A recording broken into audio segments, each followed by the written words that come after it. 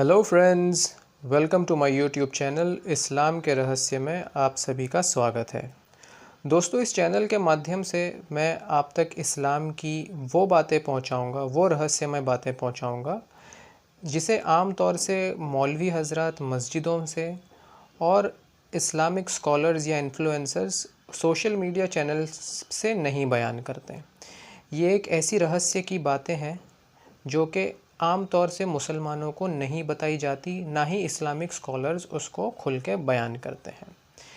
वे केवल इस्लाम की 1-2% ही बातें बताते हैं, वो भी शुगर कोटेड, जिससे आम तौर से मुस्लिम्स और गैर मुस्लिम्स को ये समझते रहें कि भाई इस्लाम तो बड़ा ही अच्छा मज़हब है, बड़ा ही प्योर मज़हब है। लेकिन इस चैनल के माध्यम से मैं आपको उस 98% इस्लाम के जो डार्क साइड है उनसे मैं अवगत कराऊंगा।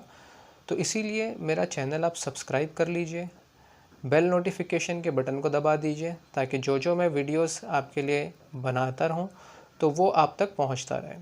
और मेरी इस चैनल की ख़ास बात ये रहेगी कि मैं जो भी चीज़ें बताऊंगा वो आपको लाइव प्रूफ के साथ बताऊंगा। ऐसा नहीं कि मैंने आपको सिर्फ चैप्टर नंबर और वर्स नंबर बता दिया, अब आप जाके चेक कर लो। कौन चेक करता है? किसी के पास इतना टाइम नहीं होता है कि वो जाए और जाकर चेक करे। इसीलिए मेरा एफर्ट इसके अंदर मैंने ये पुटअप किया है कि जो भी बुक का मैं आपको रेफरेंस दूंगा ज़्यादातर वो कुरान से ही होगा और या तो फिर सही हदीस, जो ऑथेंटिक हदीस है उसी से। तो वो मैं आपको लाइव प्रेजेंट करूँगा ताकि आप इसी वीडियो के अंदर उसको लाइव देख सकें, ताकि आपको वापस से कहीं और जाके चेक ना करना पड़े। और अगर आप चेक करना भी चाहते हैं तो आप कर भी सकते हैं, वो चीज़ आपको नेट पे भी मिल जाएगी और आप उसकी ऑफलाइन बुक खरीद के भी चेक कर सकते हैं। तो चलिए दोस्तों, आज की हम टॉपिक की ओर बढ़ते हैं। तो आज की हमारी टॉपिक है कि इस्लाम के अंदर फ़ीमेल चाइल्ड की शादी की उम्र क्या रखी गई है। एक बच्ची किस उम्र में शादी कर सकती है इस्लाम के अंदर। तो आपको ये बात जानकर हैरानी होगी कि इस्लाम के अंदर छोटी से छोटी उम्र की बच्ची जो कि अभी तक बालिग भी नहीं हुई है, जो अपनी प्यूबर्टी एज तक भी नहीं पहुंची है, जिसको अभी तक मेंस्ट्रुअल साइकिल यानी माहवारी भी नहीं स्टार्ट हुई है, उस तक बच्ची के विवाह का जिक्र कुरान करता है। 3 बेवा औरतों से शादी करेगा, चौथी शादी उसकी मेरे जिम्मे अगर मैंने कंवारी से ना कराई तो मेरा नाम बदल देना आप, ये मैं वादा कर रहा हूं। 3 शादियां जो कंवारा बेवा से और तलाक याफ्ता से करेगा, चौथी शादी उसकी मुफ्ती तारिक मसूद साहब के जिम्मे है। 16 साल की लड़की नहीं मिले 2 8 साल की, वरना 4 साल की। तो हम आयत पढ़ेंगे, फिर आयत पढ़ने के बाद उस पर मैं डिस्कस करूँगा। तो ये जानने से पहले हम ये जान लेंगे कि इस्लाम में 2 चीज़ें होती है। इससे पहले तो निकाह होगा, निकाह के बाद तलाक होता है, तलाक के बाद होती है इद्दत। इद्दत का मतलब होता है वेटिंग पीरियड। वेटिंग पीरियड का पर्पस ये है ताकि औरत और उसका शौहर या उसके घर वाले ये जान लें कि वो शादीशुदा औरत जिसको अभी डिवोर्स दे दिया गया है वो प्रेग्नेंट है या नहीं है। तो इसको, ये वेटिंग पीरियड को जो कि डिवोर्स के बाद होता है, इसे कहा जाता है इद्दत। तो आइए, ये थोड़ी हमने बैकग्राउंड समझ लिया। अब इसके बाद हम उस आयत की तरफ जाते हैं जिसमें हमें ये हिंट मिलती है कि छोटी बच्ची, नाबालिग बच्ची से भी विवाह करने की परमिशन इस्लाम देता है।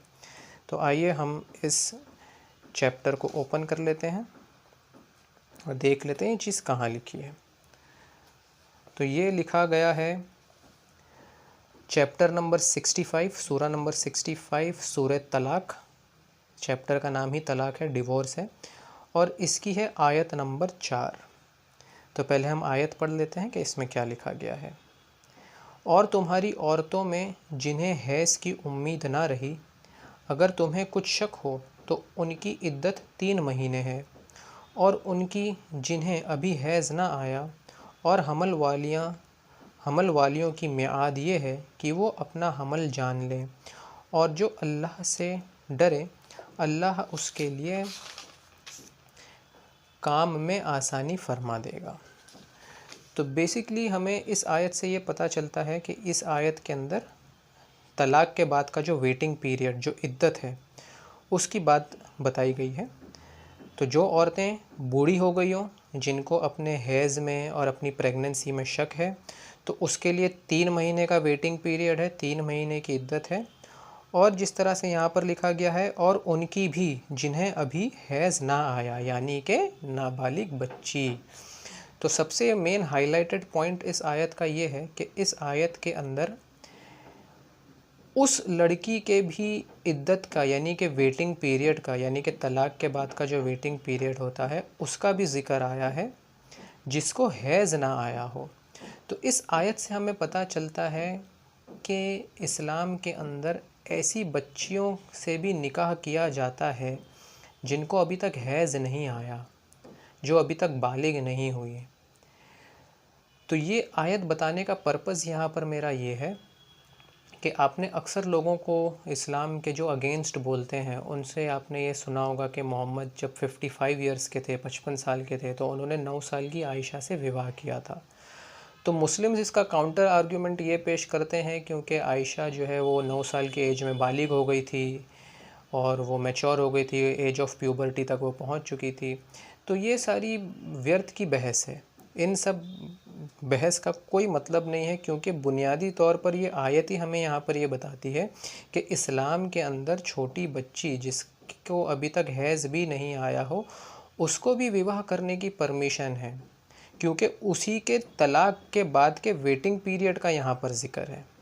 तो इससे ये बात हमें पता चलती है कि इस्लाम के अंदर नाबालिग छोटी बच्ची से विवाह करने की भी परमिशन है, क्योंकि उसके हैज़ के ना होने का हमें यहाँ पे प्रूफ मिलता है और उसके वेटिंग पीरियड यानी इद्दत का भी प्रूफ इस आयत के अंदर हमें मिलता है। तो गाइज़ ये चैप्टर आप नोट डाउन कर लीजिए। चैप्टर नंबर है 65, सूरह तलाक़, सूरह नंबर 65, और इसकी आयत नंबर है 4।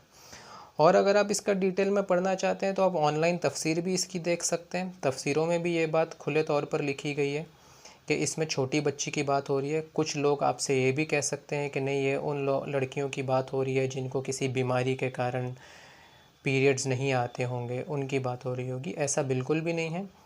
आप चाहें तो ऑनलाइन इसकी तफसीर यानी कॉमेंट्री भी चेक कर सकते हैं, उसमें भी आपको एक क्लियर कट मिल जाएगी बातें। जितने भी स्कॉलर्स ने इसका कमेंट्री की है तो उन्होंने भी यही लिखा है कि इस आयत में खुले तौर से इजाज़त है मुसलमानों को कि वो छोटी नाबालिग बच्चियों से भी विवाह कर सकते हैं।